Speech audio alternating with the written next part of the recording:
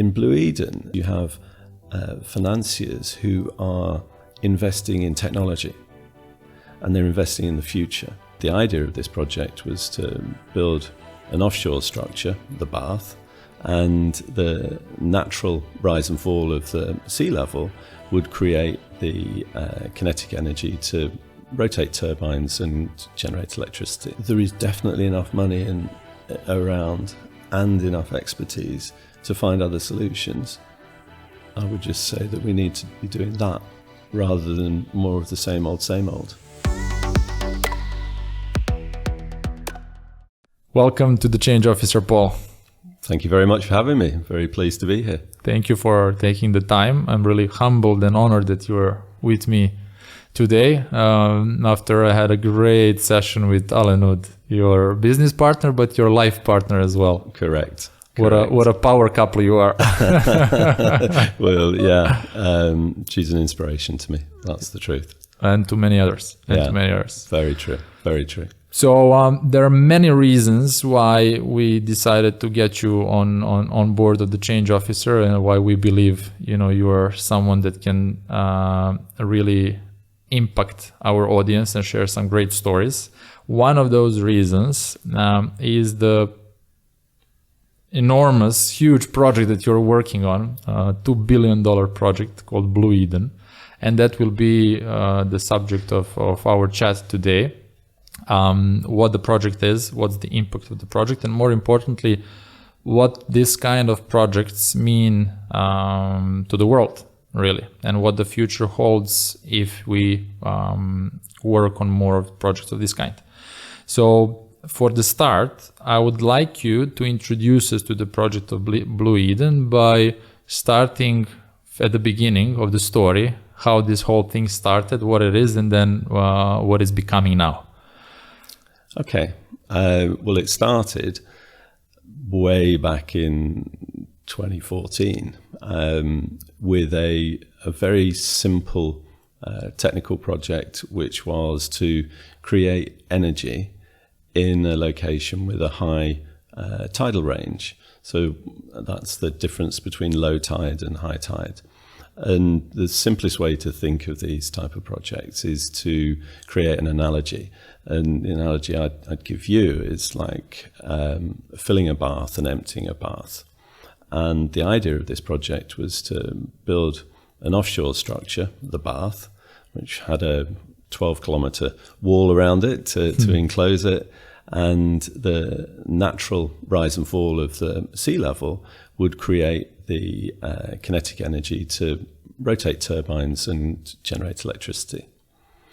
So that project had been created in an environment that was really looking for government subsidy. It was created in the UK in a city called Swansea, which has become very close to my heart after the last 5 or 6 years of going there and working with the local government and officials there.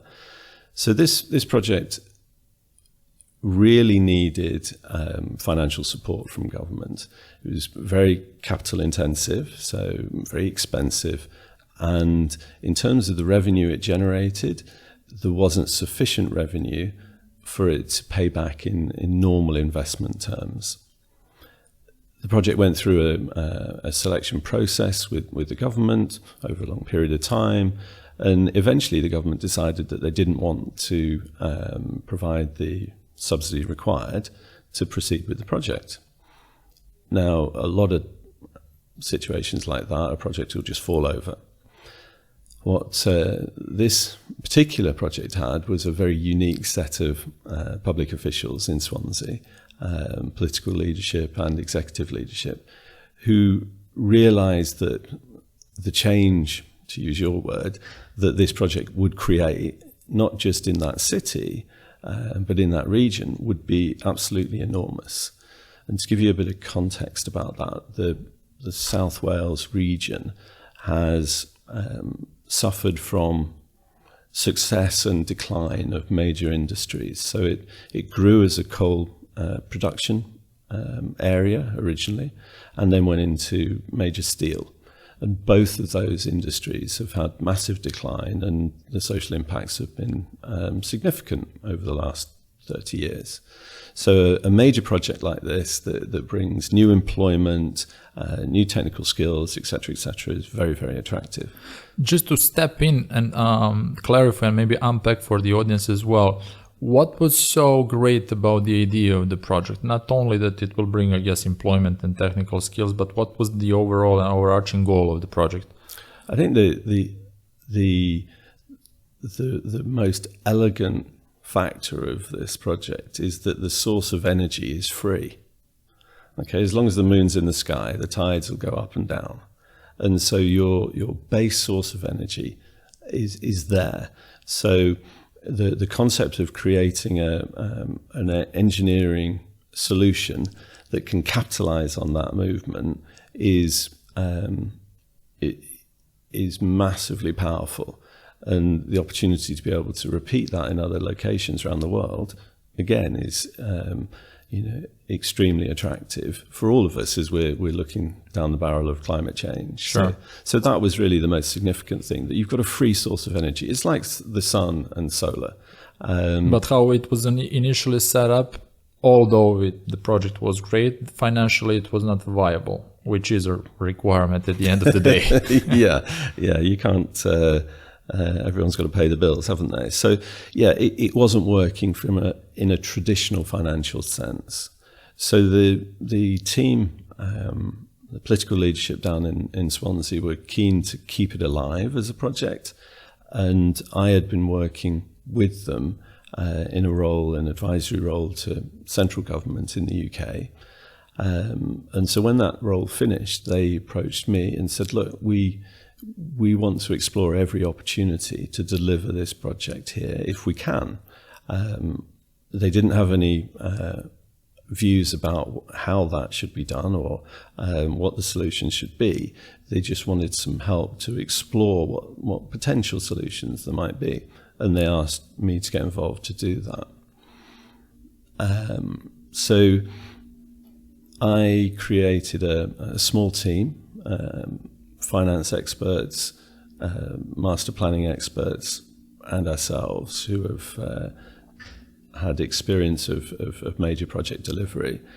And we brainstormed, basically, and we looked at all of the different components, the traditional way to look at a project, whether you could do it more efficiently, value engineer it, reduce costs, increase revenue, look at finance rates, all of the normal levers that any project, whether it's energy or real estate, capital investment, the parameters are basically the same.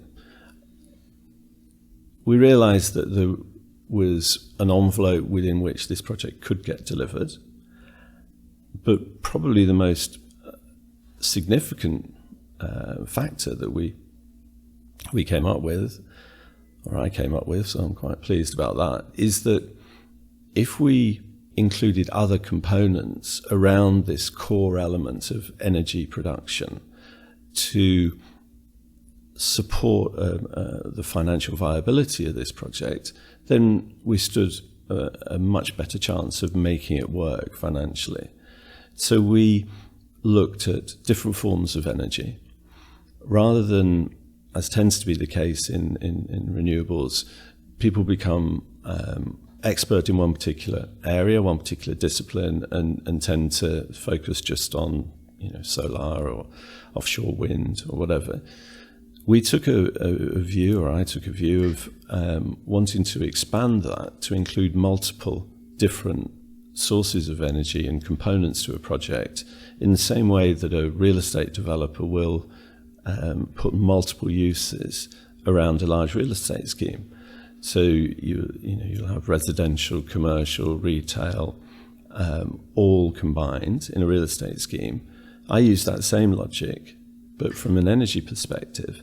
So we then started looking at what types of use we could incorporate and how we could supplement the revenues on this project without adding too much capital expenditure. So we started adding things like floating solar within this massive bathtub that we created.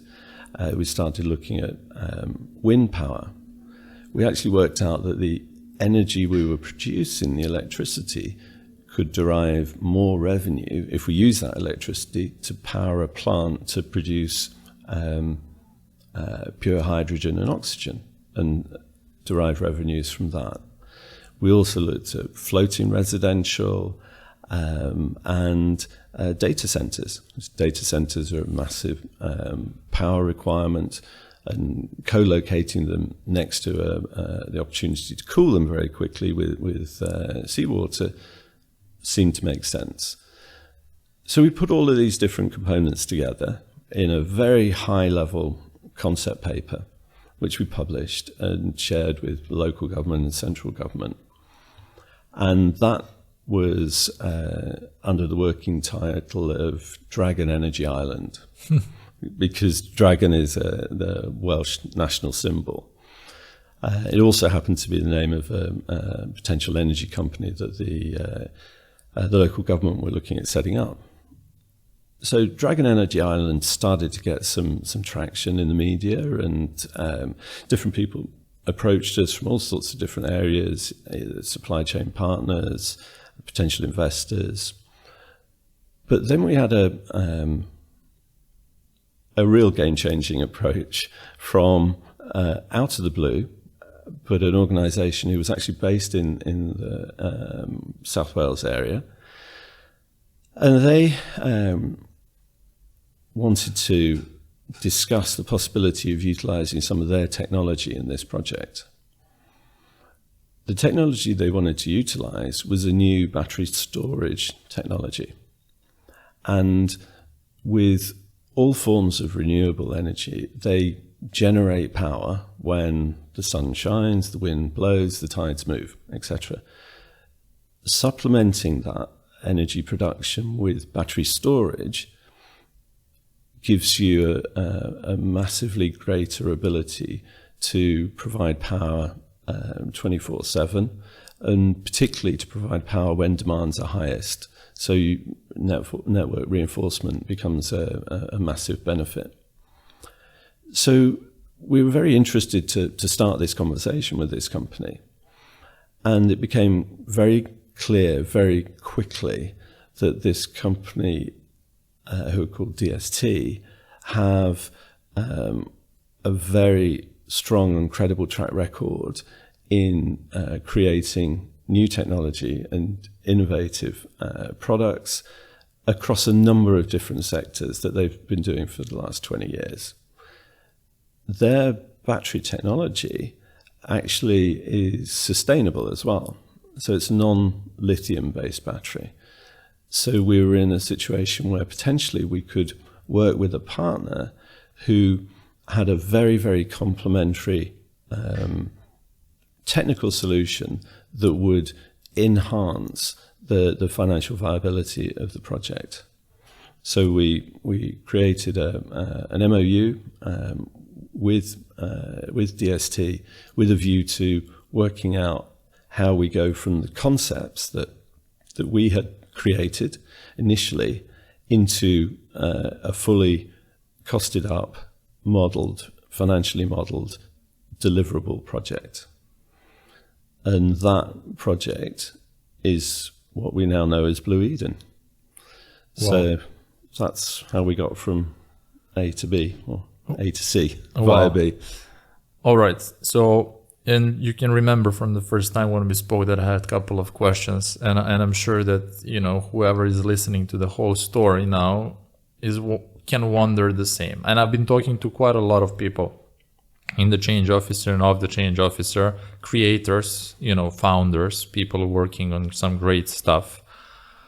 But this seems to be so big, covering so many different areas, that I am wondering, how do you even start? And how do you approach this project on a day one? And if you remember, I asked you, do you also use an A4 paper and you fit the whole project on A4 first, you sketch it? How do you come up with ideas this big? How do you remove the barriers that you have usually naturally thinking, so that you can think so big? I think you have to be a person who doesn't have those barriers in the first place, fundamentally.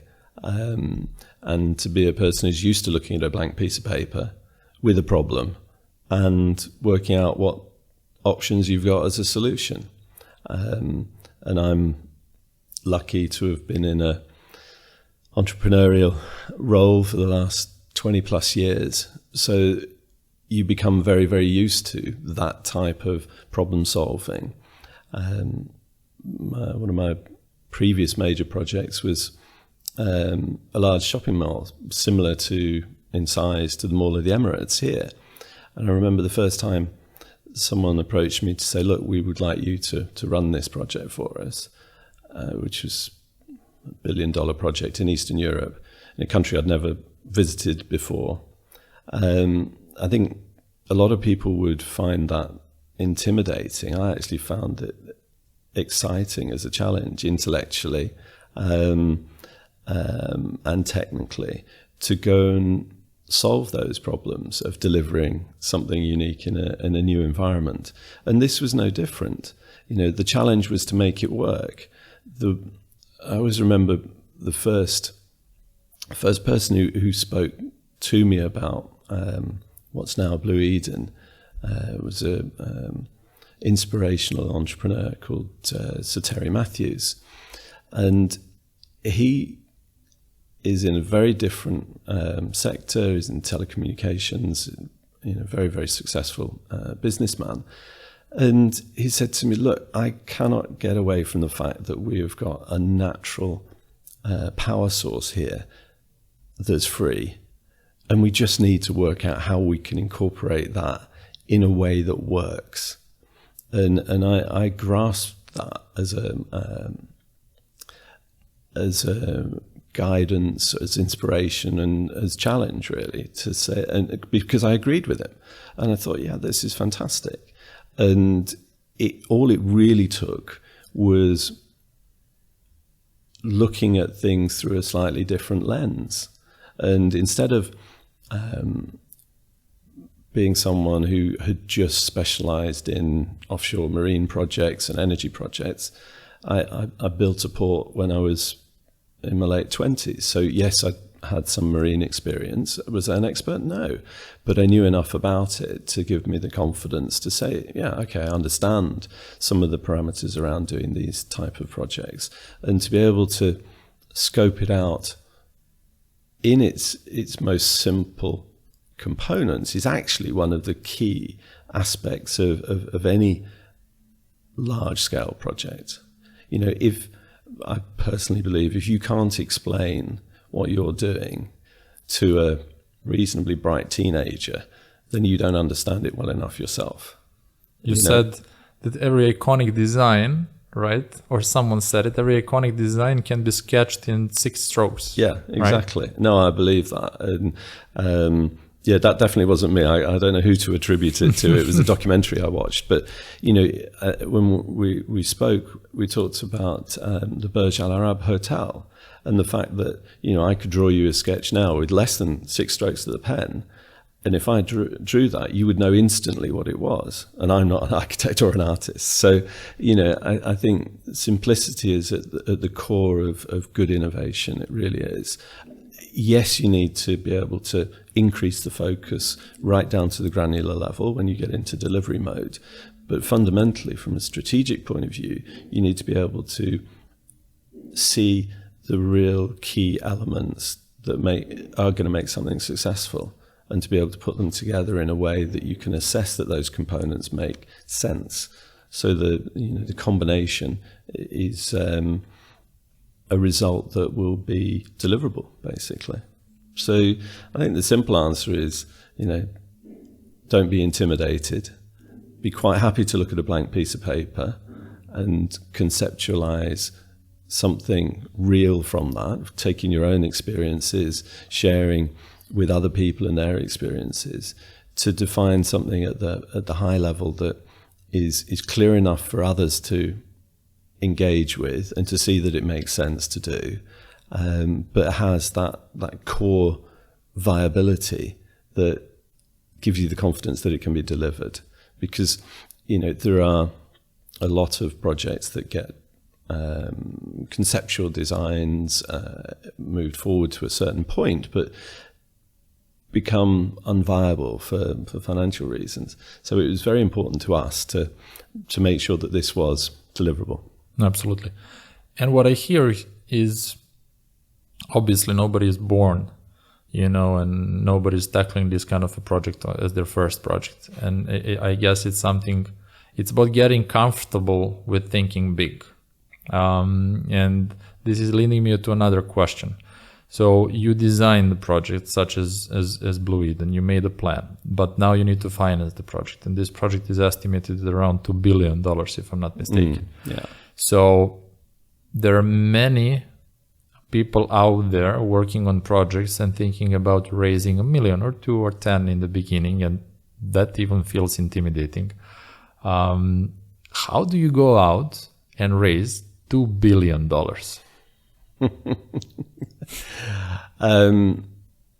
It's different for whatever your project is. We're lucky that we are in a number of different sectors that have different dynamics. Specifically for Blue Eden, one of the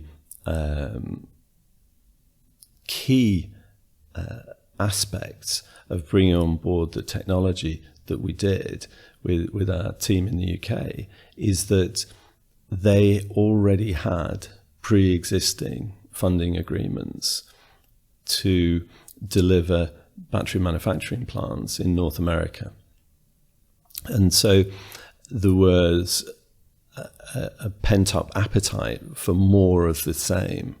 And, as the Americans would say, a cookie-cutter approach that once it works and is proved to work in America, they would move across to Europe and expand upon it. At its core, it's actually something a bit more fundamental than that, though, because large-scale projects tend to be financed in in quite a prescriptive and restrictive fashion, where there will be a fixed range of metrics that typical institutional investors will look to in terms of payback periods, in terms of revenue security. And in these energy projects, that's the way that most financiers look at these things. They will look to an underlying guarantee from someone on the revenue that this project will generate. So they're, in the main, not really taking an awful lot of risk because a government will underpin that risk. They'll provide the cash and the capital, and that's essential. So they're carrying out a very important role. But the risk profile is mitigated. In Blue Eden, it's a very, very different model because you have financiers who are investing in technology and they're investing in the future and they're looking at where the trends are going, and they can see that demand for electricity is going to keep increasing. Demand for renewable electricity is going to keep increasing. So to position themselves at the hub of that in terms of sustainable battery production makes an awful lot of sense strategically for them. So they've looked at investing in a business as opposed to investing on a project finance basis. That's a very unique approach, a very creative approach to delivering something of this scale. So I think when you adopt that style of financing, you come back to the blank piece of paper we were talking about, where you're in a scenario of how do you do this? How do you make this happen? Not necessarily looking to the standard rule book of the last 20 years worth of infrastructure investments, because every other aspect of our lives is changing so dramatically at the moment that financing should be doing the same thing. And if you look at the way that capital flows are moving around the world at the moment, with so much coming into technology through IPOs, the risks associated with that in some ways are significantly greater than investing in a large scale asset with the bonus feature of revenue generation and technological enhancements. So you've got a situation where you've got a new approach, a change, if you will, from the way that things have been done. Will it be adopted wholesale? I have no idea. Will it be used in other locations other than the UK? Yes, I'm sure. And I strongly believe that others will follow once they see it succeed. And this is a perfect intro to one of the last questions that I will have and topics that I would like us to discuss, given that we are exploring the concept of the change in this podcast, in this show. And what is the change ahead, so that we can take the opportunity of knowing the change and making the most out of it. Projects like Blue Eden, regardless of the first one will be in UK. But if this model proves to be working, I'm sure there will be others as well. What these kind of projects mean for the future? What kind of change are they introducing? And on the back of that, what kind of opportunities are they bringing to the table? From our perspective, I would say the change, the fundamental change, is looking at the environment, looking at the problems that we're all facing, and looking at what solutions we can effect that will make a real difference, I guess, is where we're coming from. So, there's all of us have choices that we can make about the way that we live our lives as individuals. But I think from our perspective, the Futurist company, what we're really looking to do is to use our expertise and our experience gained over a number of years and across a number of different disciplines to actually make that change happen, okay, and to deliver projects that create a benefit for others. Part of Blue Eden, one of the greatest things about it is that the energy generated will not just be provided for the manufacturing facility, the hyperscale data center, all of the commercial uses. It'll also provide free energy for the people who buy their homes there, and there'll be a complete suite of different tenures, from rental properties through to luxury properties. But the ability to use intelligent thinking in a way that is not purely about driving the bottom line, where there's a blend of that intelligent thinking with people in mind, I think that's a change that I would definitely like to see, and we'll be working hard to move in that direction and move as many people in that direction as we can. That says, yes, you need to be profitable to have a successful and sustainable business, but you can be profitable in a way that does not strip everything for yourself and leave nothing for anybody else. And our ambition is to be able to give as much back to other people and to use our skills in that vein, basically. So that's where I think the direction is moving. I hope the direction is moving, where more people will jump on board in the way that we're trying to think, that says, look, I've learned some good skills, I've got some good experience here.